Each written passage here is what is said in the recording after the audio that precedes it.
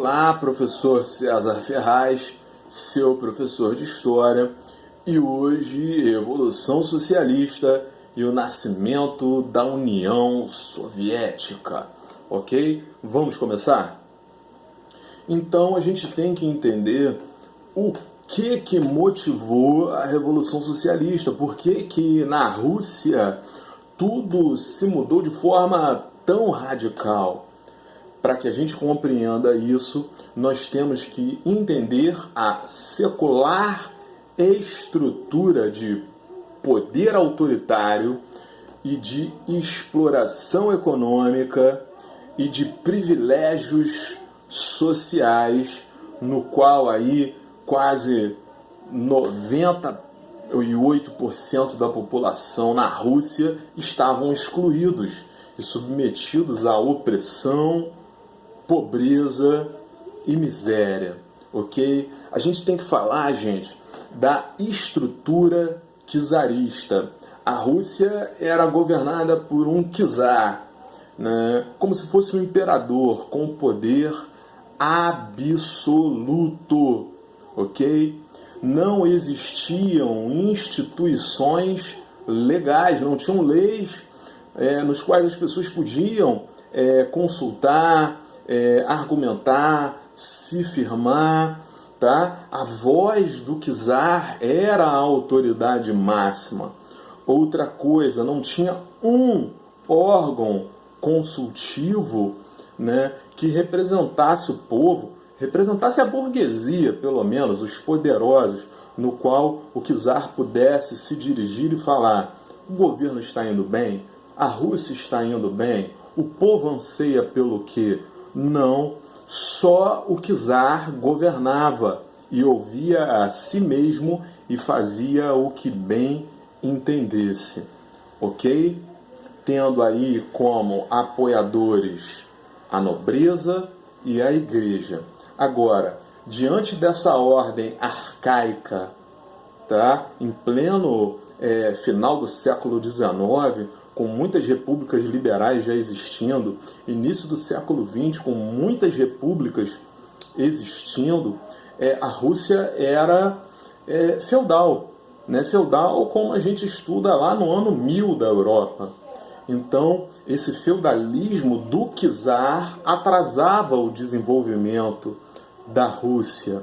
Lembrando, 80% da população trabalhava no regime de servidão, de você plantar e entregar parte do que você plantou ao seu nobre, ao seu senhor feudal. Então a Rússia em si, economicamente, era pobre, porque o mundo já vivia da indústria, do comércio, ok?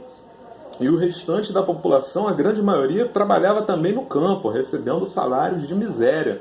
Muitos camponeses russos trabalhavam como animais de tração, puxando carroça.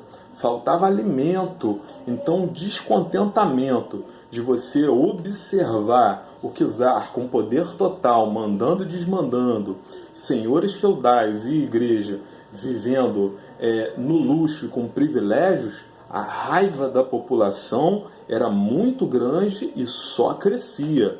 Ok? Então a gente vê também que esse czarismo ele entra numa crise moral, ou seja, a população olha para esse governo e não vê nada, né? Não pode vir nada de bom do czar.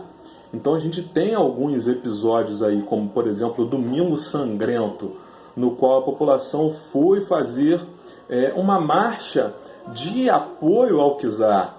E ao invés do czar ver como uma marcha de apoio, viu como protesto. As pessoas carregavam imagens do czar como se fosse um santo. O czar simplesmente mandou fuzilar a população. Outra revolta foi a revolta do encouraçado Potemkin, né? A Rússia tinha sofrido uma derrota horrorosa para o Japão, tá? Nos mares, numa batalha naval, perdeu um território importantíssimo na China, e olha que o Japão só há pouco tempo tinha se tornado uma nação industrializada.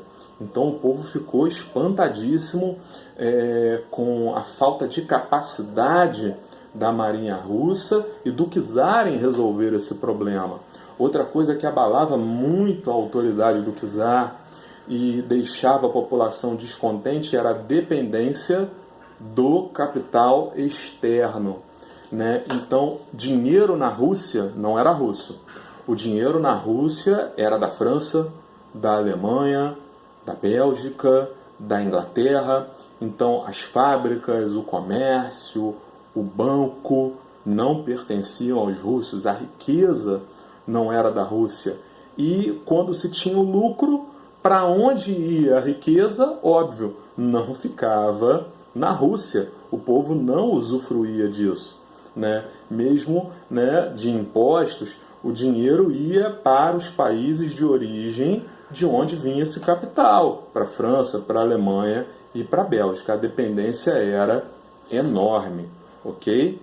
Então, o que acontece? O czar Nicolau II, para tentar amenizar essa situação, ele vai começar a fazer reformas liberais, ou seja, direitos do cidadão, constituição com leis, república com o governo, a exemplo do que já acontecia em toda a Europa e até na América Latina também, tá?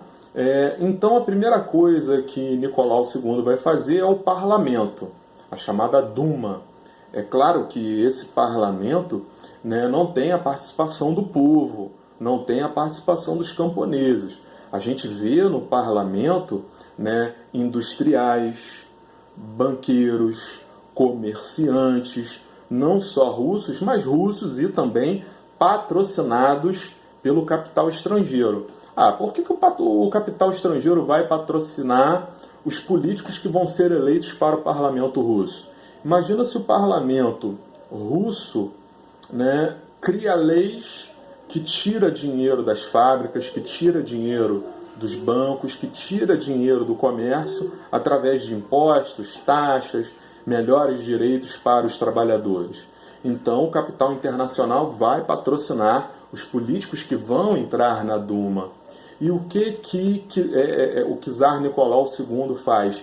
Ele promete uma constituinte, uma constituição, leis, no qual o povo vai poder se basear, vai poder argumentar contra as decisões do governo, mas fica na promessa, ok?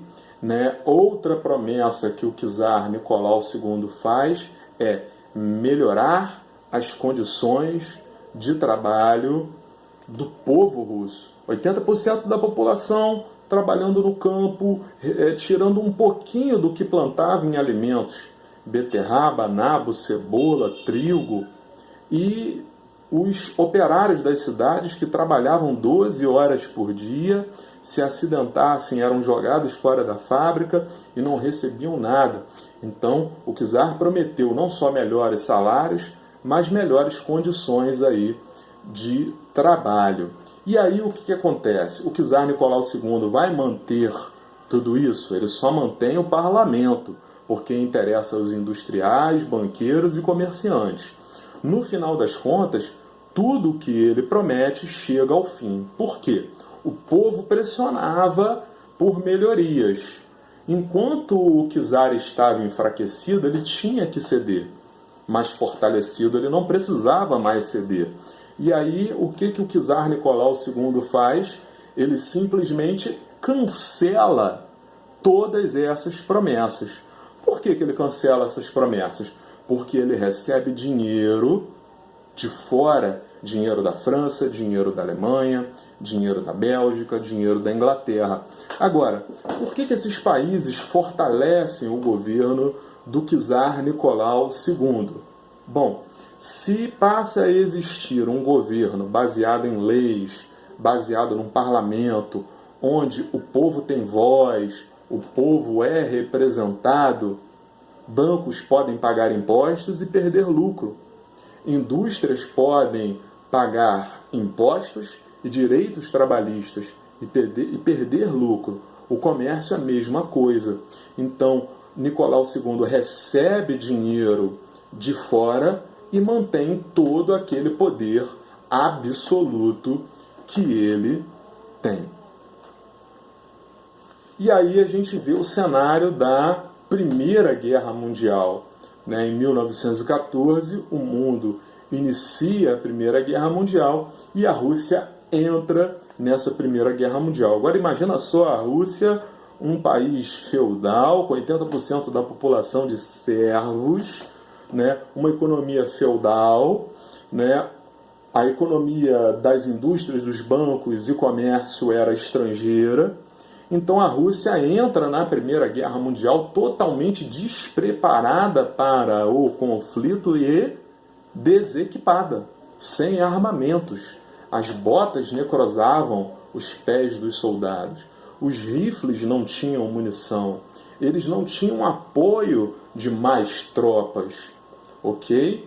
E aí a gente vê uma população aí de russos de 3 milhões de mortos, até mais, na Primeira Guerra Mundial, gerando um grande descontentamento da população com o czar, porque se ele tivesse feito as reformas que ele havia prometido, a Rússia poderia ter se fortalecido.